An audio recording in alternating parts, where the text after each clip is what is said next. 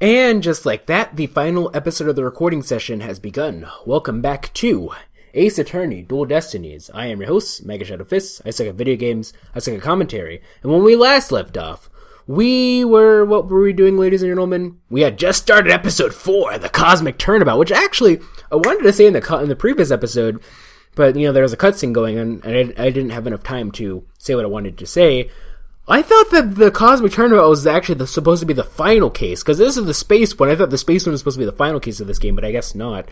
So, I don't know the final case of the... I mean, I could always look. I could always look at the title, because I'm playing on the iPhone version, so I can always see what episode 5 is, case 5 is, or it is episode 5, what episode 5 is supposed to be ahead of time. But anyway, let's go ahead and continue from where we last left off. December 16th, 9:12 a.m., District Court, Defendant Lobby number 73, or 5. Time for another trial to begin. But this one is different. Sorry to bother you, but... Oh, it's, whatchamacallit? It's, Junie. Are you alright, Apollo? Well, there was a little, texture splash on the back. Actually, this game has been updated to support the latest version of iPhone, actually. Because, when I first got the game, it hadn't been updated in, a year and a half, maybe 2 years. I got it, because it was, the last time that it was updated was, 2015, 2014 or so. But now, once they released Apollo Justice, on iPhone last month, at the time of recording this, they released this one. I mean, they updated this as well. Was I making a scary face just now? Oh, hi, Juniper. Yes, I'm fine. I was just doing my chords of still exercises. Now I'm all ready to go. Yes, knowing you, I'm sure you'll be just fine. Ow! I brought you a present from my garden. Is this a lotus root? Ooh. That's right. My grandma says lotus root is good for your eyes. She even says that if you look through the holes, it can help you see into the future. It's for good luck. Maybe later you can cook it and... Don't... Thanks for this. I'm gonna have some right now. I knew it. Oh my! I don't know why I said I knew it, because I didn't know it, but I don't know. Kinda tough, though. You can't eat it raw, but... Thank you for the enthusiastic try. Oops. If she didn't think me weird before, she will now. I gotta calm down. How are you this dense? She's literally knitting hearts in front of you. Apollo! I'm sorry I'm late! Hi, Athena. Junie! I didn't know you were coming today. Did you come to cheer Apollo on? Oh, I get it, you sly little thing, you. Wait, so do we only play as Athena for one case in this game? Because, you play... Oh, no, I guess technically 2, since you play as her in the beginning, but that doesn't really count, because that's only for, 2 seconds. Yeah, because you play as Apollo in case 2, and then you play as Phoenix in the bonus thing, and I imagine you're playing Phoenix in the next case. So, that's a Phoenix 3 times if you count the bonus thing. Athena twice, and Apollo twice. Athena got ripped off! Assuming we actually do play... Maybe we play as both, I don't know. This could be a Trials and Tribulations thing where you play as Edgeworth for a little bit, and also Phoenix. Athena, stop! Quit kidding around, Athena. The trial's about to start any second. Is everything all set? What did she say? I was only half paying attention. Oh, okay. Oh, Apollo, when will you ever figure it out? Oh, Apollo, when will you ever figure it out? Figure out what? He is dense. This is like Vampire Mecha dense.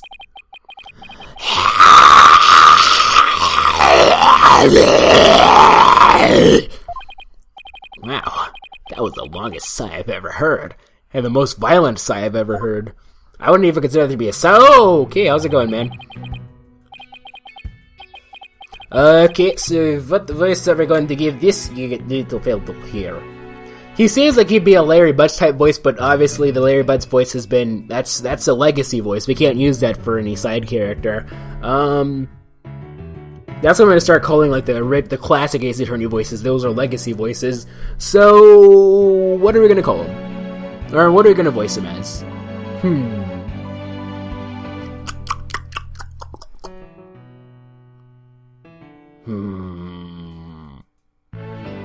I guess we could try the Ingram voice from VA11 Holy Cyberpunk Bartender Action, perhaps? This is it. It's all over for me. They're gonna find me guilty. This is our client, one Mr. Solomon Soul Starbuck. He's a very famous astronaut who happens to be an acquaintance of mine. He wouldn't know it right now, but he's usually a very upbeat and driven person. How does he know an astronaut exactly? I mean, Apollo's 24, right? 24 now? Let me see. Oh, we don't have a case profile for him, but he should be about 24 or so. Clay Taryn, I don't know who you are. We'll see you soon enough. So, the thing is, though, like, I don't know about you, but I don't know any 24-year-old astronauts. He doesn't seem to be 24, though. He seems to be a bit older than that. Like, how old do you think he looks, ladies and gentlemen? I'm going to say somewhere in his late 20s, early to mid-30s. So we're going to say somewhere between 28 to 34, give or take. Anyway, but even 28, that's still pretty young for an astronaut, actually, I would say. Like, because you have to go through all sorts of training. A lot of astronauts end up being, like, going through, like, military service, like Air Force or something. Anyway, you wouldn't know it right now, but he's usually a very upbeat and driven person. The scene of the crime this time happened to be on this Cosmos Space Dinner. Back in high school, my best friend and I went there almost a little too much.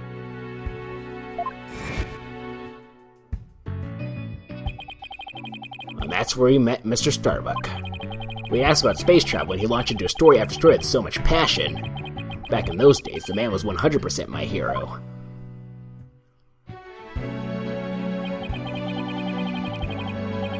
Are you sure you're okay with being my lawyer, Apollo? Of course I'm sure. I know you, Mr. Starbuck. I know you're not the type to commit murder. Thanks, but...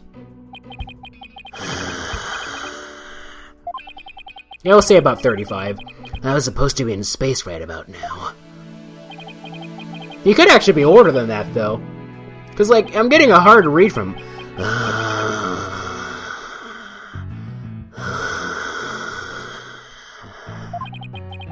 He's so depressed it almost seems like an act. The launch getting called off must have been a huge shock. I'll probably never get the chance to go into space again. Don't say that. Don't stop believing. Besides, you just got to go into space again. You just have to go into space again. Yeah, I don't think I could face Clay in the afterlife if I just rotted away in a cell. So Clay's the person who just passed away, huh? 33. Okay, 33. The latest lawyer to join our agency. She lived in Europe for a time, where she studied psychology. Phoenix Wright, the head of our office. He was retired once, but made his return to the legal world a few months ago. Trucy Wright, an aspiring magician whom Mr. Wright adopted when duty called. Clay Taryn, the victim in this case. He was a HAT-2 crew member and a close friend of mine. Juniper Woods, Athena's childhood friend, talented singer and student, council president. She's studying to be a judge. Hold on! That blue thing, that would have to happen to be the cape that Apollo's always wearing, or it's not really a cape, but a jacket. Solomon Starbuck, age 33, the defendant in this case. He was a HAT-2 crew member and a mentor of the victim. Yeah, I don't think I could face Clay in the afterlife if I just rotted away in a cell. Clay Taryn? I can't believe he was murdered. I mean, he was such a promising astronaut under your command.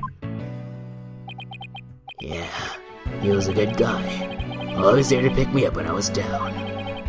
No one loved life as much as him, that's for sure. He was always so full of energy, telling me, "You're fine, Mr. Starbuck."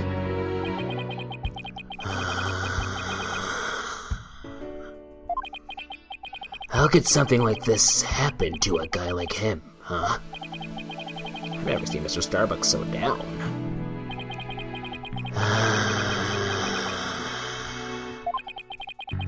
Clay's gone and I'm going to prison. I wish I could burn up like a shooting star right now. Mr. Starbuck, you'll be fine. Huh? What is it? What's with the yelling? I'll get to the bottom of this today. You'll see. In exchange, I want you to go back into space for you and Clay. Promise? Does that mean you have lots of evidence to prove my innocence? Oh, How about that? We didn't get to investigate the area as much as I'd have liked, thanks to the police. The police actually did their job for once. I'm done for. I'm a goner. Everybody thinks I did. Actually, no, you're Hugh O'Connor. Thought I was gonna soar like a comet, but I'm gonna just crash like a meteorite. No, don't say that, Mr. Starbuck. Don't count yourself out just yet. I know it's hard to lose a teammate, but you've got to keep going. And what about you, Apollo? What about me? I was just thinking, wasn't Clay your best friend? We need to focus on the trial right now. Are y'all ready to go? Apollo... The trial is about to begin. The defense will please proceed into the courtroom. Okay, here we go. This is it. This is one trial I can't afford to lose. For Clay's sake and our clients, I will find Clay's killer.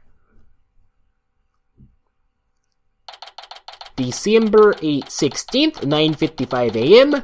District Court. Courtroom number 4. 4 is a bad number. Mista would be, Guido Mista, he'd be, day 1, court is now in session, he'd be, alright, all rise? He would not be very happy. This is interesting. I wonder if this is going to be like, kind of like a mini case, like, case, 3-4, right? Because like case 3-4, if you guys remember, that's where you played as,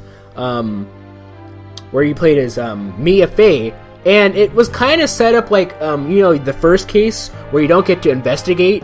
You just do a bunch of... You don't really get to investigate. You just do, you just do like the court session. That's it. But there was no prep work. But it was like the first case, but like, difficult first case, essentially. The way it was set up. I wonder if this is going to be the same way. Court is now in session for the trial of Solomon Starbuck. The defense is ready, Your Honor. Excuse me, Mr. Justice. Yes, Your Honor. What happened to your eye?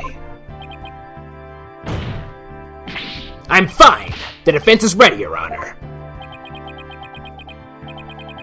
Are you sure? I don't... I'm fine, Your Honor. The defense is ready. I'm sorry, Your Honor. He's been like this since yesterday. He keeps insisting it's just a sty. I suppose it's something he doesn't want to discuss. Maybe he's entering a touchy age. Very well. And the prosecution? The prosecution appears to be ready as well. Silence. Silence? What? He didn't break his chain yet. Not yet. I'm not quite ready, Your Honor. I'm not quite ready yet. Gah! Ah! Oh, there's the bomb thing again. The prosecution is now ready. Well, it didn't take him long this time. Yeah, so it's just gonna... I think this is gonna be a very short case, it seems. Relatively speaking. What's up with Blackwell? Now then, I shall give the opening statement. Silence. I'll do it. What? You will? What an unexpected surprise. This time I can't leave it to anyone else. I see. Something is off with the two of you today. You both seem different somehow. Very well, Prosecutor Blackwell. Your opening statement, if you would. It was just yesterday. The crimes in question occurred at the Cosmos Space Center. Ah, the famous federal research facility of all things related to astrology, right? Astronomy! Astronomy! Those are not the same thing, Judge. Astronomy. It's astronomy. Anyway, a rocket was set to launch from there. But at 9:28 a.m., before they could even move the rocket to the launch site, I have a friend who's taking an astronomy class right now, and he calls it astrology every single time, and it bugs the crap out of me. Dude, I mean, I don't know. Ever since I took that astronomy class, I've had an interest in astronomy, so I don't know. I take offense to it. 2 explosive devices were detonated and the launch was cancelled. My word, 2 bombs. How dreadful. The defendant in today's trial is charged with both the bombing and the murder. One Mr. Solomon Starbuck. For whatever inane reason, he detonated a bomb in the rocket he himself would be in. Solomon Starbuck. I recognize that name. Isn't he that famous astronaut? Correct, your boldness. Mr. Starbuck was the pilot of that hot HAT-1 rocket 7 years ago. As you may recall, despite some interstellar trouble, his mission was a success. Some say it was a miracle he returned alive. I suppose you could say he's a living legend. Oh, I remember now. He's becoming something of an international celebrity, right? Okay, mankind's hope for the future. I've got to make it back alive. The HAT-1 miracle. They even turned that incident into a movie and everything. We've got a real space pioneer in court today. But even heroes tumble from their lofty heights. Return to the subject at hand. Ah, yes. The victim was one Mr. Clay Terran, a subordinate of the defendant. I'm just now getting the pun there. Indeed, a loyal disciple brutally stabbed to death by his mentor. Stabbed to death, you say? You mean his death wasn't a result of the bombing? Correct. Despite his lofty dreams, the victim was seen as an interloper by the defendant, and so he was sent into space, but to the universe which we mortals could not see. Clay. I think I've heard enough. The case seems pretty clear-cut at this point. However, there's one thing I'm curious about. That metal box next to the witness's stand. L10015R. I can't quite remember that's the same one from, case 1 exactly. What purpose does it serve exactly? Since you asked so nicely. It's your coffin. Ah! Have mercy on me! I jest. It's evidence. Due to its immense size, we've no choice but to lay it where it rests now. We shall get to the contents of the box in due time. Ew. I feel like I just lost 50 years off of my life. But then you... Okay. Does he even have 50 years left? Inner monologue, Athena. Inner monologue.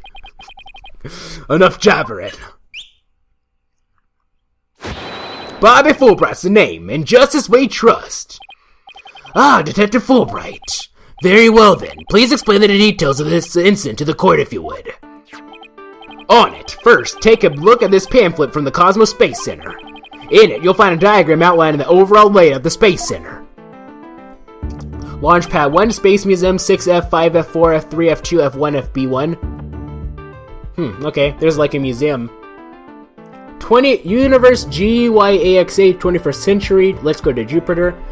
One thing I saw, cause like JoJo Part 6, they went to the Kennedy Space Center actually, and apparently, assuming that this is correct, or I'm assuming that it probably is, because like he tries to keep the stuff grounded in the real world. There's like a mile in between each of the things. There's like a visitor sector and everything. I don't know. Here we are. Here you are. Here I am, giving you my precious time, and you choose to waste it. You can't hide forever. For a mere detailed look at what's on the left side of this building. Because Part 6 took place in Florida. Take a look at this cross-section that we, the police, have created. See the launch pad on the main building. The launch pad is a square building, and the grounded structure is the main building, right? You got it. The incident took place in Launch Pad 1 in the main building's lounge.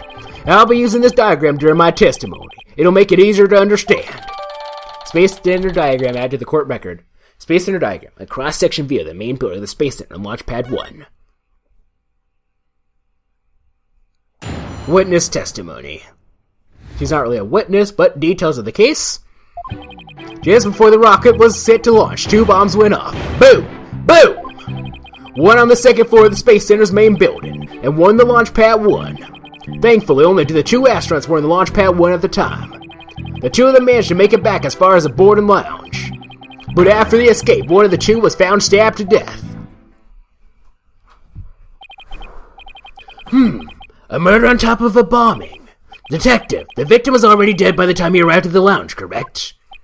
Yep, thinking he'd sabotage the bomb, and the defendant attacked and killed the victim.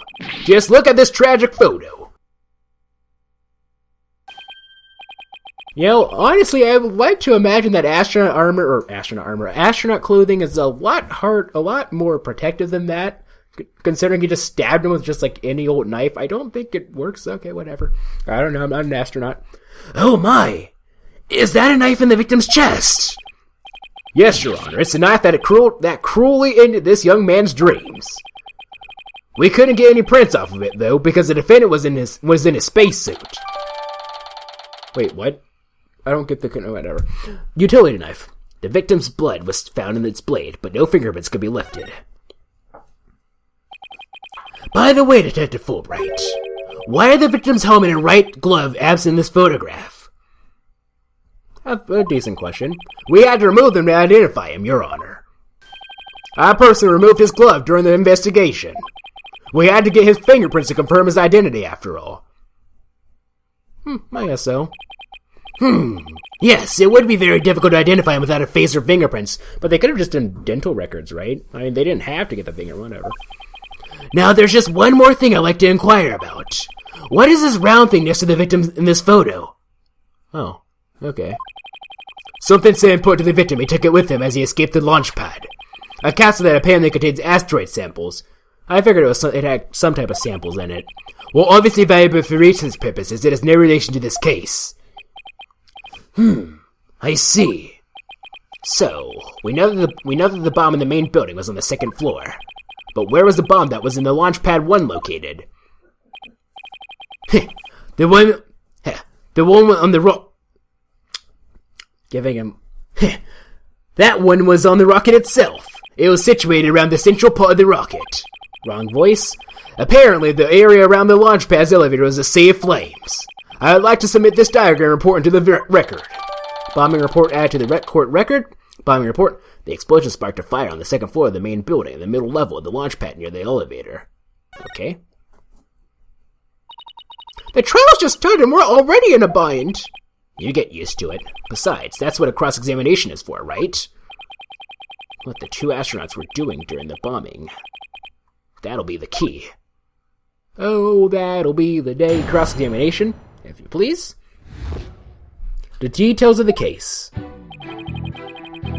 So, first and foremost, I am whether I'm a lawyer. Let's go ahead and save over saute, if you will. You're at the selected data, yes, please. I don't know, I decided to give him, like, some weird... Oh, they changed Apollo's picture thing. They updated it with the eye patch. There's not really an eye patch, it's a bandage, but whatever. So, here's the thing. We have 6 minutes left. Just before the thing is, I can't exactly make these super long, because it's like I render these on Wednesdays, and Wednesdays are my long days for classes, and if I want to get to sleep on time, I can't make these super long. But, let's see here. I guess we'll cross-examine like half of it. That should take up 6 minutes, maybe. Just before the rocket was set to launch, 2 bombs went off. Boom! Boom! How powerful were the explosions? Well, the one in the main building wasn't strong enough to bring the place down. But the room it went off in was burnt black. Thankfully, nobody was hurt. Due in large part, of course, to me stepping up to the lead of the evacuation. Wait, what were you doing there in the first place, Detective Fulbright? I'm Bobby Fulbright, hero of justice. I'll be there wherever and whenever people need my help. I go to the other side of the world or even the edge of the universe. I'm not sure he knows how far that actually is. But I guess no one knows how far that is, but I guess I'll leave that one alone. Admirable decision, Justice Steno. Huh? What'd he decide? Anyway, could you describe what it was like at the Space Center at that time? The bomb cut the power to the central bank of elevators in the 3rd floor lounge. It was pitch black in there, I tell you. However, the security cameras and whatnot were running on emergency backup. And how did the evacuation go? I immediately and heroically whisked people down to the Space Center's basement shelter. The basement shelter? Yes, there's an emergency shelter beneath the Space Center. An emergency shelter, huh? Oh, here it is! It's at the bottom of the diagram! The Space Center is pretty impressive to have its own shelter. Evacuation report added to the court record. Evacuation report. The bomb went off despite tight security. Police officers and riot police who had been standing by gave the evacuation instructions. The power outage and the evacuation seem unrelated to the murder at this point. I guess I'll leave that aside for now. So there were 2 explosions in total, correct? Yep, that's right. That was a really long thing for just one thing.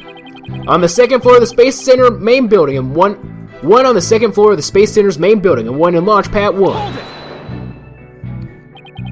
Let me get this straight. Mr. Starbuck rigged a rocket he was going to board with explosives. Huh? What are you talking about? If the defendant really did plant the bomb on his own rocket, he'd get caught in the explosion as well. Oh, I hadn't thought of that.